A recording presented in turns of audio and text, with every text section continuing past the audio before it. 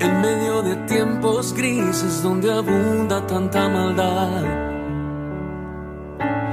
en medio de un cruel invierno que ha afectado a la humanidad, no desmayaremos, serviremos al Señor. Alzaremos nuestra voz, serviremos al Señor. Mi casa y yo serviremos al Señor, cumpliremos el llamado que nos dio. Oh, mi casa y yo serviremos al Señor, juntos serviremos al Señor.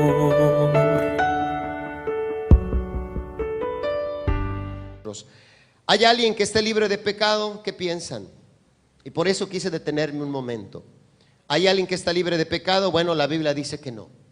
La Biblia dice que no. Dice que todos tenemos pecados. Así es que aquí nadie se puede escapar. Empezando desde mi persona, los muchachos que tocaron la alabanza, los sugieres que están en la parte de atrás, los de consolidación que se están tomando fotos también, ellos entran ahí, los maestros que están en la parte de arriba, en el segundo piso, y los que están en el tercer piso, los que vienen de rojo porque viva México, los que vienen de verde. ¿Quién más viene de verde? Creo que nomás yo vengo de verde, no, allá nuestra hermana viene de verde. Los que vienen de blanco, todos. Realmente esto es algo que nos compete a todos. Todos estamos involucrados. ¿Hay alguien que esté libre de pecado? No, ninguno. Por eso yo quiero tocar dos temas muy importantes en esta mañana. Una cosa es caer en pecado y otra cosa es practicar el pecado. Y vaya siguiendo esta plática. Una cosa es caer en pecado. ¿Ha escuchado esta expresión, caer en pecado? Voy a explicárselas. ¿Y ha escuchado esta expresión, practicar el pecado? Son dos cosas muy diferentes. Estamos hablando del pecado. ¿Qué es caer en pecado? Mire, voy a explicarles. Caer en pecado, cuando digo caer en pecado, me refiero al hecho de que una persona comete un pecado que no acostumbra a hacer. ¿Está conmigo? Cuando digo caer en pecado, me refiero al hecho de una persona que comete un pecado que no acostumbra a hacer, pero por diferentes circunstancias externas o debilidades propias fue vencido y comete el pecado. Mire, esto es caer en pecado. Y quiero que vaya siguiendo esto que estoy tratando de explicar, porque a lo mejor usted cayó en pecado y no es que practique el pecado, y son dos cosas muy diferentes. Cuando yo digo caer en pecado, no es algo que la persona hace regularmente. Tal vez por algo externo o tal vez por una debilidad propia cometió el pecado. Pero aquí quiero hacer un paréntesis con dos cosas importantes. Cuando me refiero a caer en pecado, es claro que dentro de este concepto entra que la persona se arrepintió, se siente mal. O sea, si le duele lo que acaba de ser, por eso decimos que cayó en pecado, ¿va? Le duele, sabe que hizo mal, se siente triste. Eso tiene que ir para que entre en el concepto de que cayó en pecado. La segunda cosa que quiero llamar la atención respecto a caer en pecado es que no estoy minimizando el pecado. O sea, el pecado que cometió es pecado.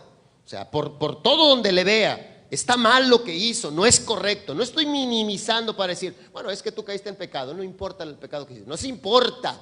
No estoy minimizando la realidad de lo que hiciste. ¿Por qué? Porque vas a tener consecuencias por ese pecado que cometiste, aunque hayas caído, aunque te duela y aunque estés arrepentido. Me explico. Por ejemplo, miren, hay una historia fascinante que a mí me gusta y quiero compartírselas. La vamos a encontrar en Mateo 26, del 69 al 65. Y es una historia fascinante porque muchos de los que estamos aquí, muchas veces hemos estado como Pedro, hemos hablado tal vez como Pedro, y al final, hermanos, Pedro cae en un pecado que él dijo que nunca iba a hacer. Y a lo mejor somos igual nosotros. O O sea, nosotros vemos a otras personas y decimos, hombre, yo nunca voy a caer en ese pecado que hace tal persona. No, hombre, mira aquel, ¿qué voy a hacer yo lo que hace él? No, yo soy firme, yo soy fuerte, yo voy a la iglesia, yo oro, yo ayuno, jamás voy a caer en ese pecado. Pedro es un claro ejemplo de que no debemos hablar de esa manera tan a la ligera. Miren, vamos a ver, Mateo 26, 69 al 65 dice, Pedro estaba sentado fuera, ¿en dónde? En el patio. Vaya haciéndose una imagen. Y se le acercó una criada diciendo, tú también estabas con Jesús el Galileo. Mas él, fíjese, mas él negó delante de todos, diciendo, no sé lo que dices. Saliendo él a la puerta, le vio otra, o sea, ya la regó una vez. Dijo a los que estaban allí, también este estaba con Jesús el Nazareno. Pero él negó otra vez, ahora fíjese bien, con juramento, o sea, ya la regó 2 veces. Vamos a ver qué más dice. No conozco al hombre. Un poco después, acercándose los que por allí estaban, dijeron a Pedro, verdaderamente también tú eres de ellos, porque aún tu manera de hablar, dice, te descubre. Entonces él comenzó, ¿qué dice? A maldecir y jurar, no conozco al hombre. Y enseguida cantó el gallo. Entonces, ¿qué dice? Pedro se acordó de las palabras de Jesús que le había dicho, antes que cante el gallo, me negarás 3 veces. Y saliendo fuera, lloró. Este es un clásico ejemplo de cuando una persona cae en pecado. A lo mejor y usted ha caído en pecado. ¿Qué dijo Pedro cuando estaba hablando con Jesús? Jesús le dijo a Pedro, todos ustedes huirán como gallinas cuando me agarren, y todos ustedes no estarán conmigo en el momento más difícil de mi vida. ¿Qué dijo Pedro? ¿Alguien recuerda qué dijo Pedro? Pedro levantó la mano y dijo, maestro, me ofendes. Haber dicho, me ofendes, soy Pedro, ¿verdad? Y eres mi amigo, y yo voy a estar contigo siempre. Y Jesús le dijo, no te estoy diciendo, Pedro, que todos se van a ir. Aunque todos se vayan, dijo Pedro, yo no te voy a dejar. Es más, y Jesús le decía, cálmate, Pedro, te estoy diciendo que todos me van a dejar. No, maestro, hasta la muerte voy a ir contigo. ¿Sí no dijo eso? O sea, dijo eso. Casi nos estamos escuchando nosotros mismos cuando decimos, amada, despreocúpate, yo nunca voy a cometer tal pecado, nunca. Jamás me tomaré una cerveza, madre mía. Cuando teníamos 12 años lo dijimos. Nunca voy a fumar un cigarro, mamá, nunca, te lo prometo, ¿verdad? Sí, lo dijimos. ¿Y qué hicimos? Pues lo primero que dijimos que no íbamos a hacer, lo hicimos. Y prometimos cuando entramos a la empresa llegar puntual, ¿no? No, yo voy a estar aquí, yo tengo necesidad de trabajar. Y cuando los primeros meses llegábamos media hora antes. Ya como llevas 10 años, y ya, ¿ahora cuánto llegas? Pues acá, si llegas, ya es ganancia. Hermanos, caer en pecado tiene esta característica, y es un ejemplo clásico de cómo una persona, aunque dice algo, no está exenta. No hable de esa manera, mejor manténgase alerta. O sea, no diga, no, yo nunca voy a, no, o sea, no tengo el deseo, me voy a esforzar, no te prometo nada. Pero habló de más, y dice la Biblia que negó a Jesús. Pero hay una característica importante de Pedro. ¿Qué pasó al final? Dice, y lloró. Eso es caer en pecado. Caer en pecado significa que si hizo algo malo por circunstancias externas, se vio de alguna manera Pedro presionado. Tal vez él pues ya en medio de puros enemigos, y viendo a su maestro que lo estaban golpeando, que estaba fuera del control de ellos, rodeado por gente mala, a lo mejor eso hizo que Pedro se acobardara A lo mejor uno dice, sí, no, si vienen con las armas, yo voy a defenderlos a todos ustedes y voy a pelear. Y nada más, ya en la realidad, ya cuando se nos presenta la realidad, todos corremos. Y ¿dónde está el valiente que nos iba a defender? Tal vez las circunstancias nos pueden hacer acobardar. Y eso le pasó a Pedro. Negó a Jesús, cayó en pecado, pero él se arrepintió. Esa es la característica que debe tener cuando nosotros decimos que si tú caíste en pecado, debe haber un real arrepentimiento. Y la verdad que la Escritura sí menciona que no solamente lloró amargamente como para que pareciera en la Biblia. La Biblia dice más adelante, ustedes pueden leer la historia, que realmente Pedro sí se arrepintió de ese mal que había hecho. Muy bien.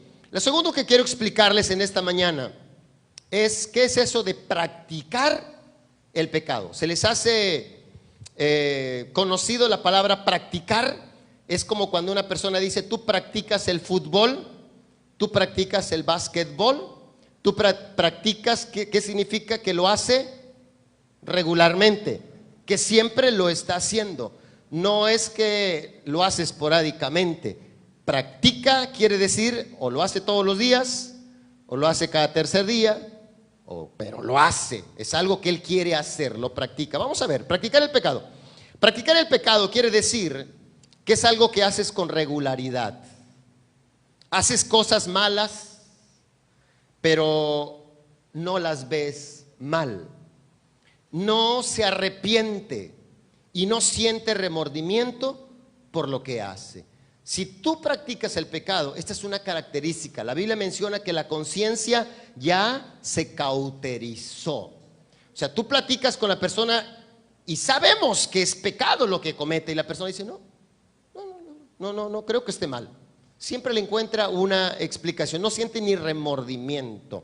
Practicar el pecado es cuando una persona de manera constante hace cosas malas.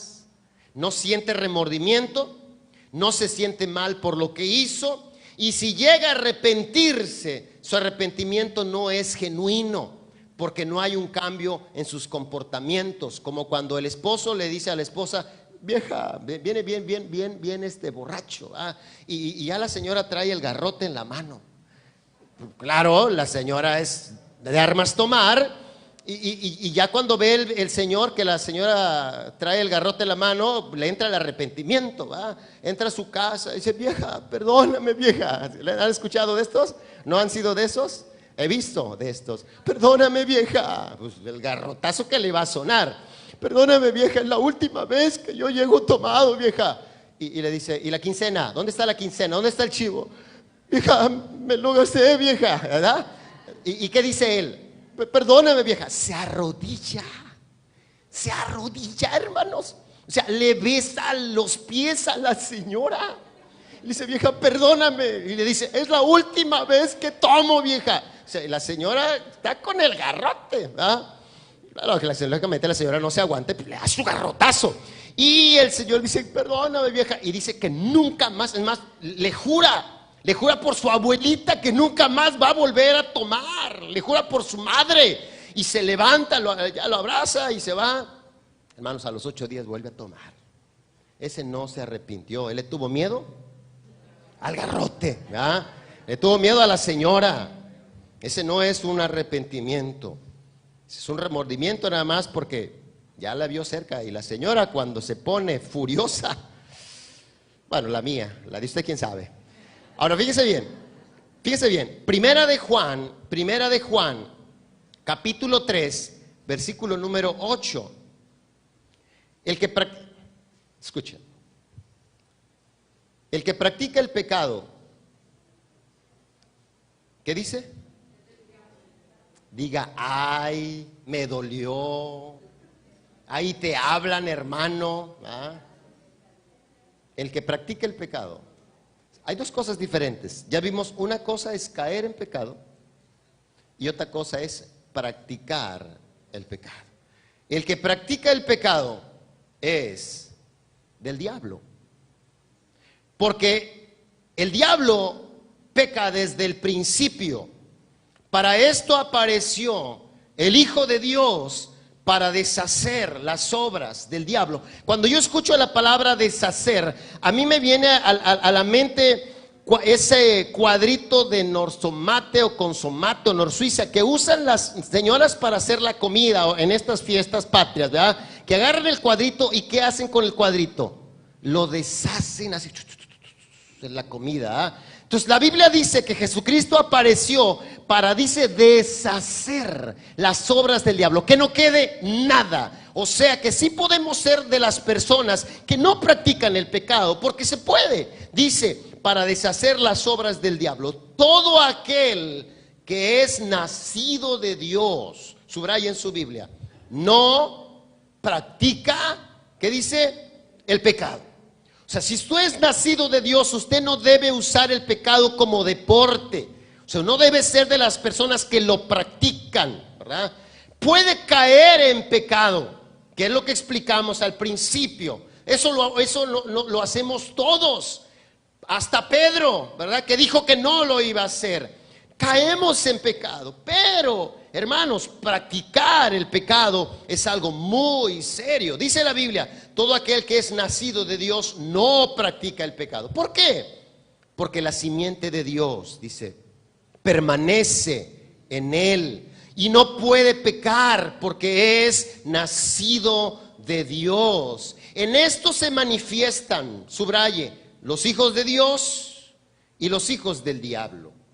Todo aquel que no hace justicia, que no ama a su hermano, no es de Dios, porque este es el mensaje que hemos oído desde el principio. ¿Qué dice? Eso lo predicamos hace unas semanas, que nos amemos unos a otros. Dice, no como Caín, que era del maligno y mató a su hermano.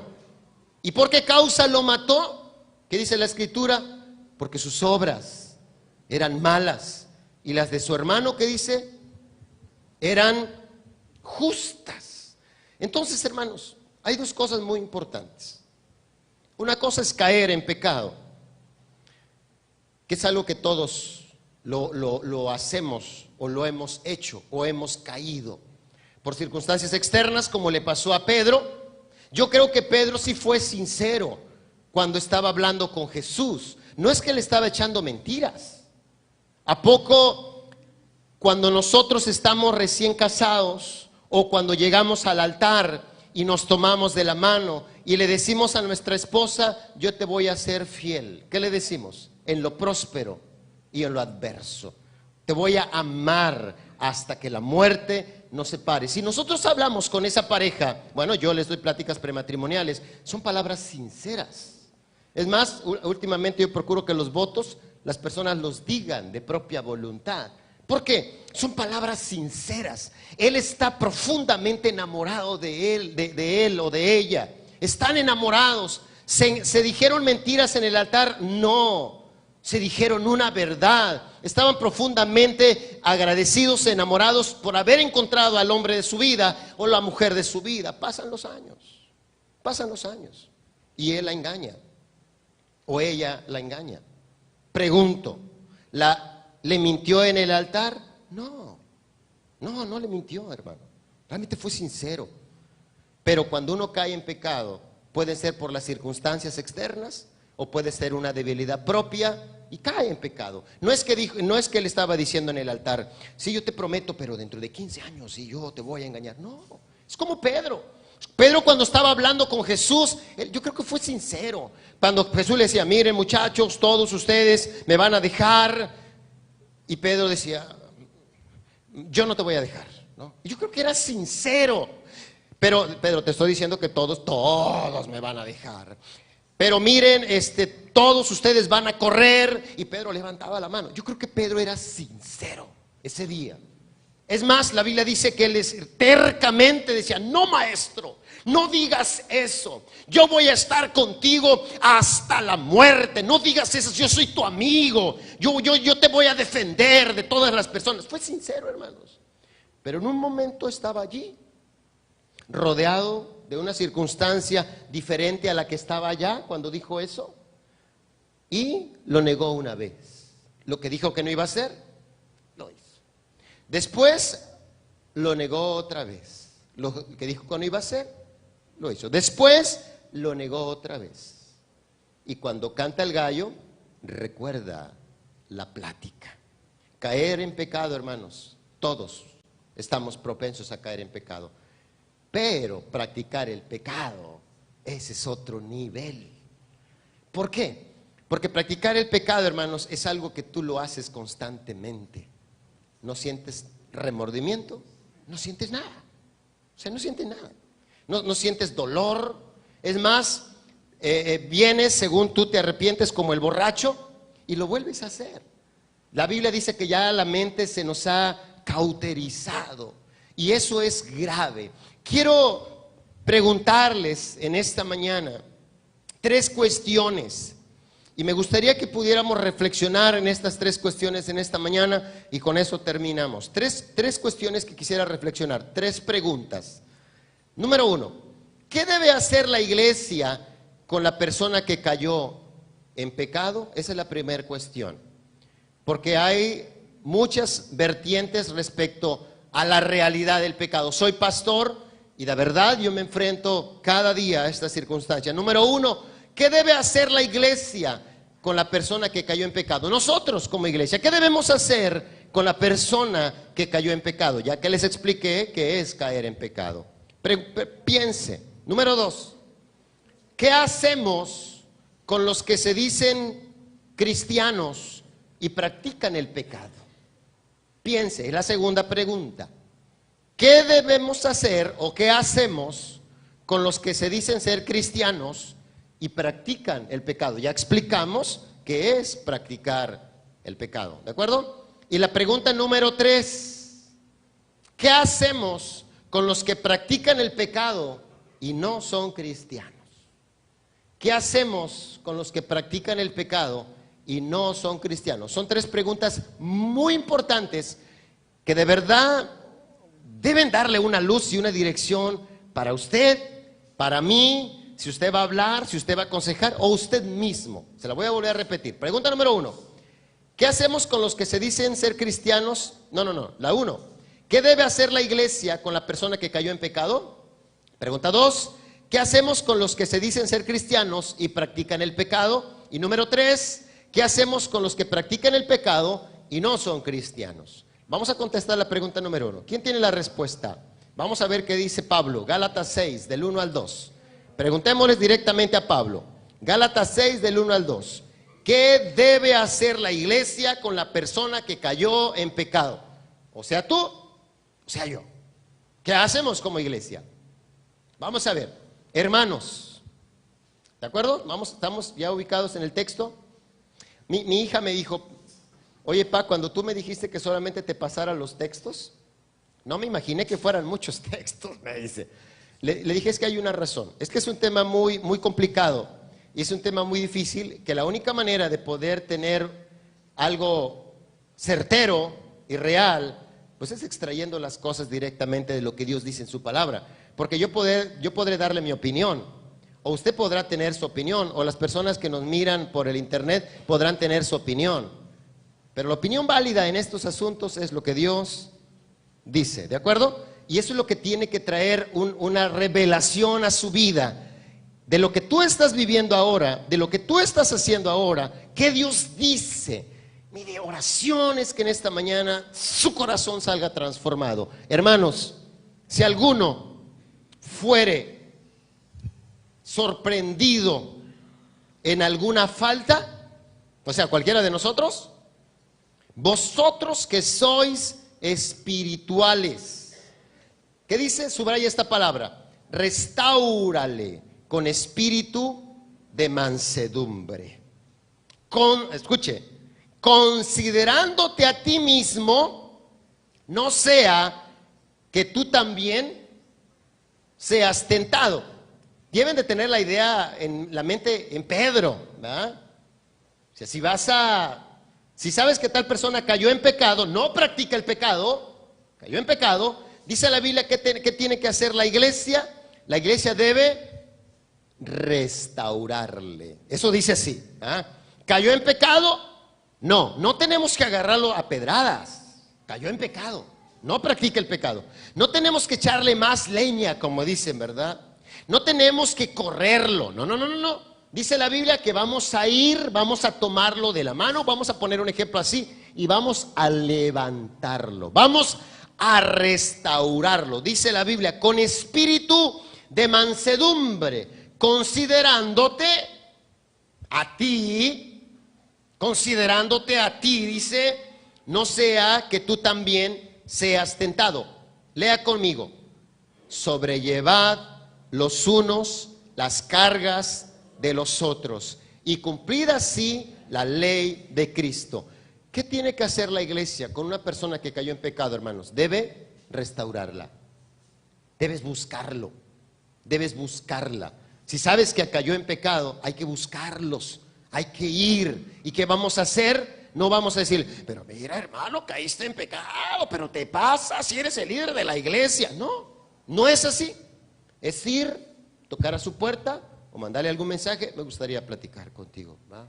Quisiera orar contigo. No, es que me da pena, es que no, por eso vamos a orar. Dice la Biblia que podemos orar juntos, vamos a pedirle perdón al Señor y en ese momento la persona vas a restaurarle. Dices, vamos a la iglesia. No, es que los hermanos no van a querer. No, vamos a la iglesia y restaurarlo con un espíritu de mansedumbre. Dice, considerándote a ti. ¿Por qué considerándote a ti? Porque en el momento que comencemos a considerarnos de las cosas malas que hacíamos o las que hemos hecho o las veces que hemos caído, nosotros así como que guardaremos y vamos a mantener así como que de lejecitos, porque a lo mejor no caímos nosotros en ese pecado, pero hemos caído en otros. Por eso dice la Biblia, considerándote a ti. Número 1. Pregunta número 2. ¿Qué hacemos con los que se dicen cristianos y practican el pecado? O sea, ¿qué hacemos con ellos? ¿Qué hacemos con los que se dicen cristianos y siguen practicando el pecado? Tienen 2 mujeres. ¿Ah? Ese es su castigo, tener 2 mujeres. Si uno con una no halla la puerta, pues con 2, ese es su castigo. ¿Qué hacemos con los que practican el pecado y se dicen ser cristianos? ¿Qué hacemos con los que vienen a las congregaciones y siguen pecando deliberadamente como un deporte? Vamos a ver qué dice la Biblia. Vamos a preguntarle a Pablo. Segunda de Tesalonicenses, capítulo número 3, versículo 11. Pablo dice, porque oímos que algunos de entre vosotros andan, dice, desordenadamente, no trabajando en nada, sino entremetiéndose, dice que en lo ajeno. A los tales mandamos y exhortamos por nuestro Señor Jesucristo que trabajando sosegadamente coman su propio pan.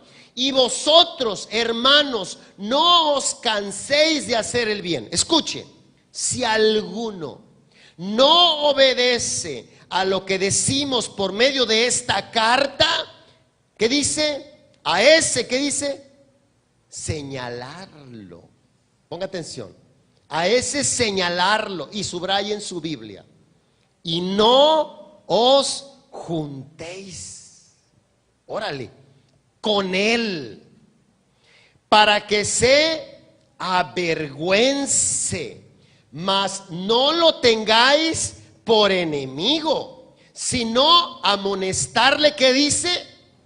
Como a hermano. Subraye la palabra a ese, señalarlo, y no os juntéis. La pregunta es, ¿qué hacemos con los que se dicen cristianos y practican el pecado? Dice, a ellos señálalos y no te juntes con ellos. Dice así, se dice cristiano, dice que entregó su vida a Cristo, tiene su Biblia, viene a las congregaciones, va a una iglesia, pero sigue practicando el pecado. Dice la Biblia, con ese señálalo. ¿Qué dice? No te juntes, pero no lo consideres tu enemigo. Dice así, es muy importante este asunto. O sea, no lo consideres tu enemigo, simplemente pinta tu raya con él. Vamos a ver qué dice Pablo. Primera de Timoteo capítulo 5, versículo número 19. Primera de Timoteo capítulo 5, 19 y 20. Vamos a ver qué dice. Vamos a preguntarle. Contra un anciano no admitas acusaciones, sino con ¿cuántos testigos? Con 2 o 3 testigos. A los que persisten en pecar, fíjese bien, a los que practican el pecado. Es decir, ya te diste cuenta que tal persona anda pecando. Ya nos dimos cuenta. Está hablando de alguien de la congregación. Dice, ve, habla con él. Lleva testigos. Pero si él persiste en pecar, subraya esta palabra, que dice, repréndelo. Dice así, subraya la palabra, repréndelo delante, dice, de todos. No se preocupe, no voy a reprender a ninguno en esta mañana. No se preocupe, porque creo que se está poniendo nervioso. Para que los demás también, dice, teman. Impresionante. O sea, impresionante. Repréndelos delante de quién. Ya una vez que la persona fueron a verlo 2 y él sigue, y él sigue, y él sigue, y a él le vale. Entonces dice, no, ahora repréndelo públicamente, para que teman. ¿Le gustaría que usted lo reprendieran públicamente? La verdad. ¿Le gustaría que su esposa lo ventaneara por el Facebook? Digo, ¿le gustaría? ¿No tiene esposa o no tienes Facebook? Perdón, pensé que no tenía Facebook. Ni Facebook. ¿Le gustaría que a usted Dios lo ventaneara? Entonces deje de practicar el pecado. ¿Le gustaría que a usted, más que después de que lo hayan estado exhortando, públicamente Dios, a través de alguien, lo evidenciara? Personalmente, a mí, no. Por eso yo voy a cambiar a partir de ahora. Yo voy a cambiar a partir de ahora. Como diría, ¿quién? Lupita D'Alessio, ¿verdad? Hoy voy a cambiar. ¿Cómo sigue la canción? ¿No se la sabe? Yo no me la sé, nomás ese. Dice, repréndele. Vamos a ver qué significa repréndele. Reprender significa llamarle la atención.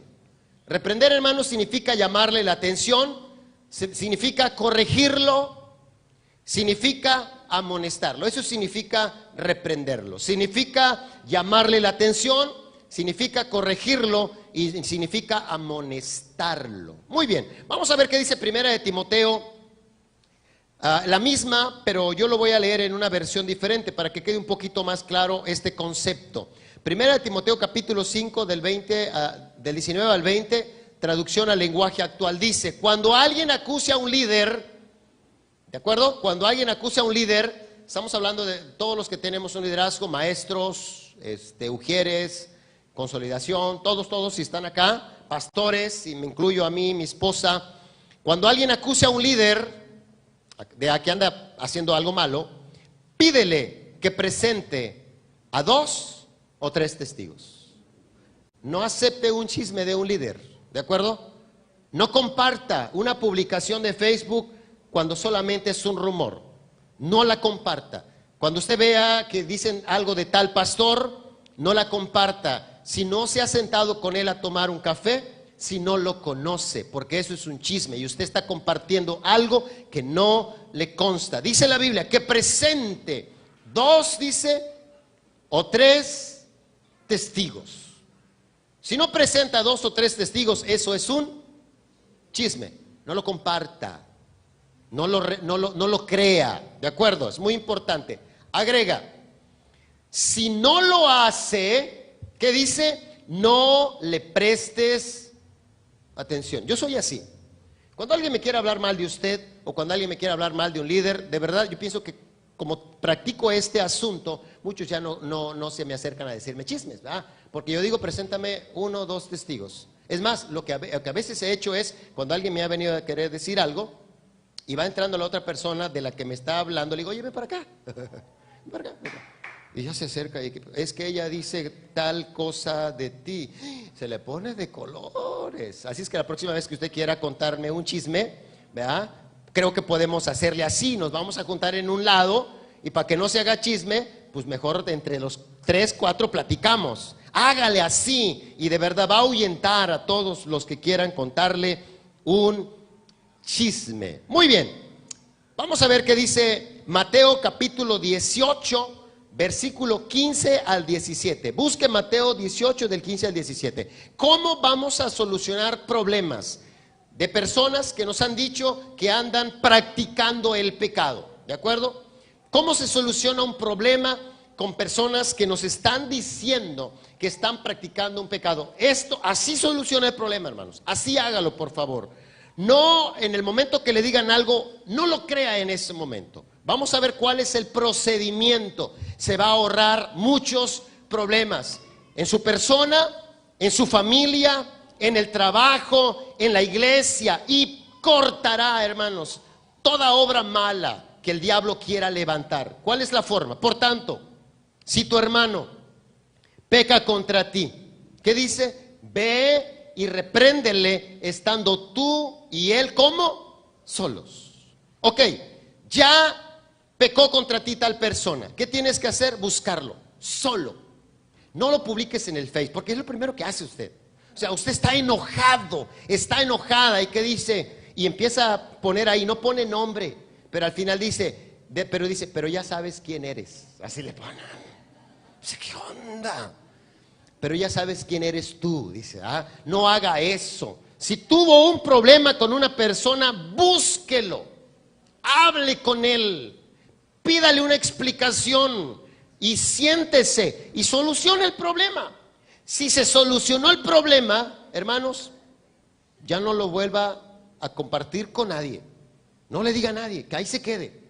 Si la persona no quiso arreglarse con usted, dice la Biblia, si te oyere, has ganado a tu hermano. Si no, vamos a ver cuál es la segunda parte. Segundo paso. Ya hablaste con él, no se arregló nada, sigue insistiendo en el pecado. Mas si no te oyere, toma aún contigo a 1 o 2, para que en boca de 2 o 3 testigos conste toda palabra. Ya le pides a alguien de confianza que te acompañe. ¿Me puedes acompañar? Tengo un problema con una persona. Y te lo llevas.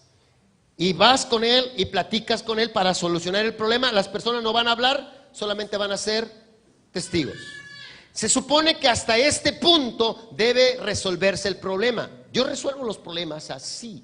O sea, así deben ser los problemas. Se ahorra muchos conflictos. Casi siempre, hermanos, el problema se soluciona cuando platicas con la persona directamente.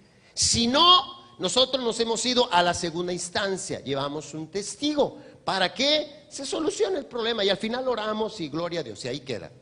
Ok, supongamos que no se soluciona el problema allí. ¿Qué sigue? Adelante, Ruth. Dice, si no los oyere a ellos, ¿qué dice? Dilo a la iglesia. Y si no oyere a la iglesia, el tercero es en la iglesia. Hermanos, fíjese que ya fuimos a ver a fulano de tal, que se robó tal cosa de la iglesia. Y personalmente fui, y él dice que no. Nos consta que sí. La cámara lo grabó. Tenemos evidencia, pero él dice que no. Fuimos ya con 2, 3 testigos y él dice que no. Hermano, ¿podría ponerse de pie? ¿Verdad? Y ya el hermano avergonzado dice, hermano, de verdad perdóneme, y es que sí lo hice, yo tenía necesidad. Y ya toda la iglesia decimos, hermano, no te preocupes, hermano, vamos a orar y vamos a pedir perdón al Señor. Y lo abrazamos y se cierra el caso. Ahí termina. Pero si el hermano se levanta enojado, dije, ¿sabe qué? Yo no robé nada, yo no hice nada, y háganle como quieran, ¿verdad? Y aquí mis chicharrones truenan. Y le decimos a los de multimedia, hermanos, pasen el video, por favor, y que pase el desgraciado. Nada, no es cierto.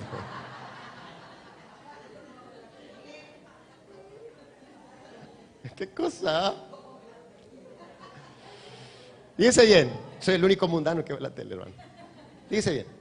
Si no oyere a la iglesia, tenle por gentil, hermanos, de verdad, con todo nuestro corazón. Usted no puede seguir en la congregación, ¿verdad? Lo amamos, pero vamos a seguir las indicaciones que dice la palabra. Tenlo por gentil y publicano. Es una persona que practica el pecado. Muy bien, vamos a seguir. Hay un texto muy revelador que quiero comentarles en esta tarde. Vamos a ponernos de pie. Ya casi terminamos. Busquen su Biblia.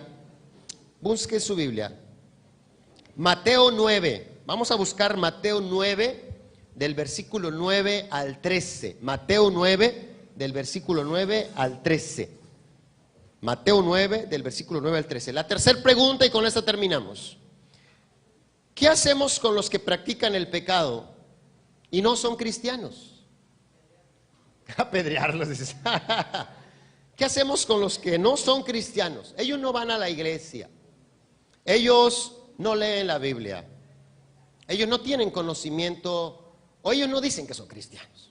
Ellos simplemente hacen lo que hacen porque así viven ellos. Mateo 9:9 nos da la respuesta, y estas son palabras que Jesús revela. Pasando Jesús de allí, vio a un hombre llamado Mateo, que estaba sentado al banco de los tributos públicos, y le dijo: sígueme. Y se levantó y le siguió. Y aconteció que estando él sentado a la mesa en la casa, he aquí que muchos publicanos y pecadores que habían venido se sentaron juntamente a la mesa con Jesús y sus discípulos. Cuando vieron esto, los fariseos dijeron a los discípulos: ¿por qué come vuestro maestro con los publicanos y pecadores? Al oír esto, Jesús les dijo: los sanos no tienen necesidad de médico, sino los enfermos. Id pues y aprended lo que significa: misericordia quiero y no sacrificio, porque no he venido a llamar a justos, sino a pecadores al arrepentimiento. Toda persona que no venga a la congregación y toda persona que no se diga abiertamente cristiano y practica el pecado, con ellos podemos juntarnos, con ellos podemos hablarles, con ellos podemos ir, y si te invitan a una quinceañera, puedes ir y nos invitas de paso también a nosotros, ¿verdad?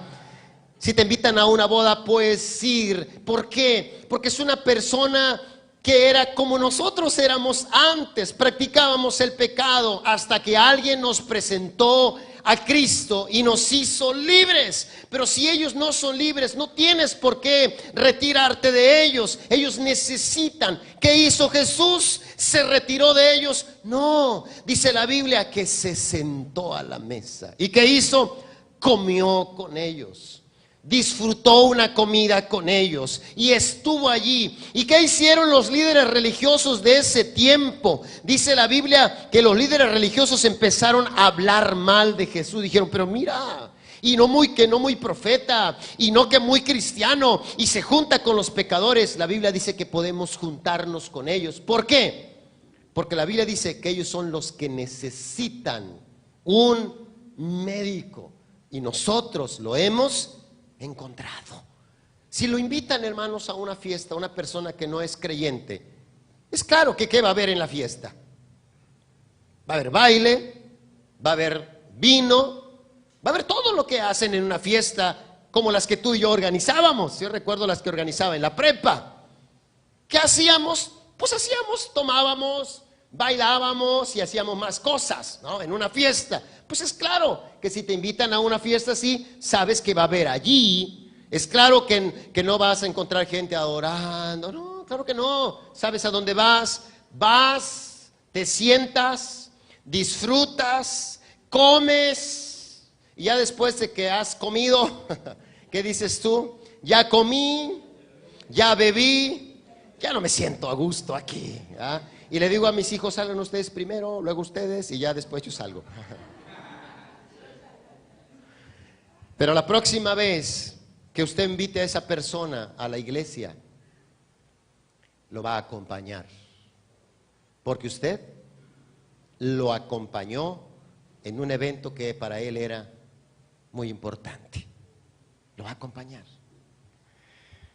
Os he escrito por carta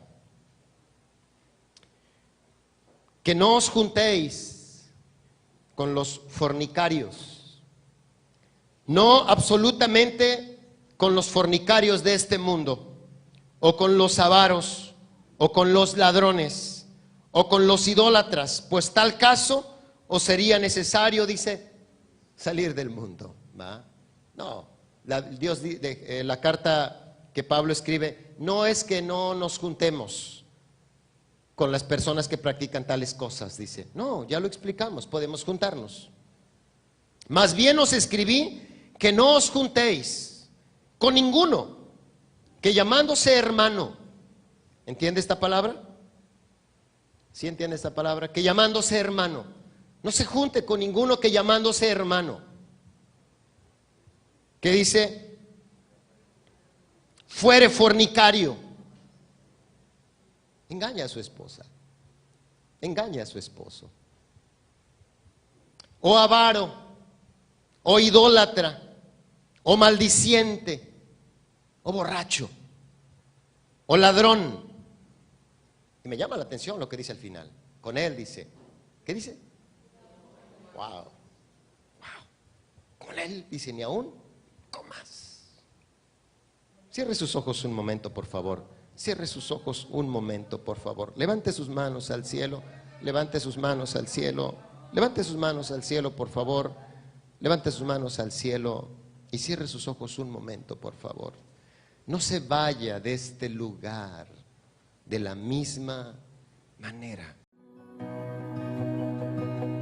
Ya no soy esclavo del temor. Getsemaní es un lugar donde los heridos, los oprimidos, los frustrados y confundidos encuentran ayuda y esperanza. Si usted viene a Getsemaní, nosotros vamos a amarlo, no importa quién sea, ni cómo se vea, ni lo que haya hecho. En este lugar vamos a amarlo. Visítanos, Dios sigue transformando vidas.